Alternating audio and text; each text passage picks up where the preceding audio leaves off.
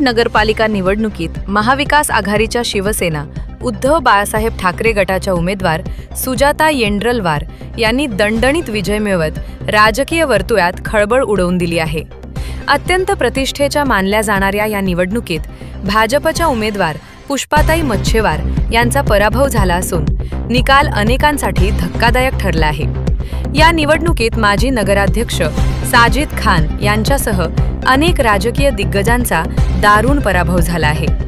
या विजयावर प्रतिक्रिया देताना महाविकास आघाडीचे नेते, शिवसेना जिल्हाप्रमुख ज्योतिबा खराटे आणि माहूरचे नगराध्यक्ष फिरोज दोसानी यांनी किनवटच्या जनतेने दिवंगत माजी आमदार सवा प्रदीप नाईक यांना खऱ्या अर्थाने श्रद्धांजली अर्पण केली आहे, असे मत व्यक्त केले।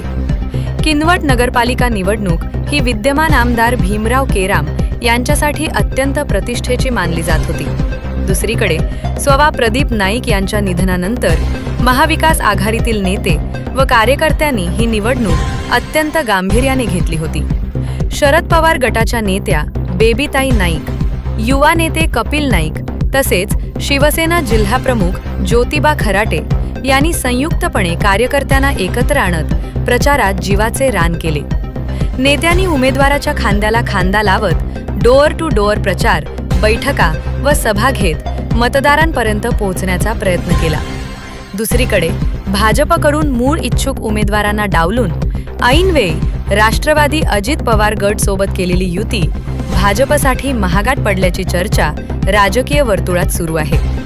यामुळे भाजपचे अनेक दुखावलेले कार्यकर्ते व नेते निवडणुकीपासून अलिप्त राहिल्याचे चित्र दिसून आले, तर काहींनी पडद्यामागून खेळी केल्याचीही चर्चा आहे।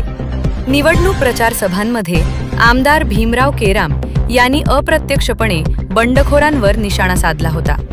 एकूणच किनवट नगरपालिका निवडणुकीतील प्रभागनिहाय धक्कादायक निकाल आणि नगराध्यक्षपदासाठी सुजाता येंड्रलवार यांना मिळालेली अभूतपूर्व आघाडी पाहता येणाऱ्या स्थानिक स्वराज्य संस्था निवडणुकांवर याचे स्पष्ट पडसाद उमटतील, असे जाणकारांचे मत आहे।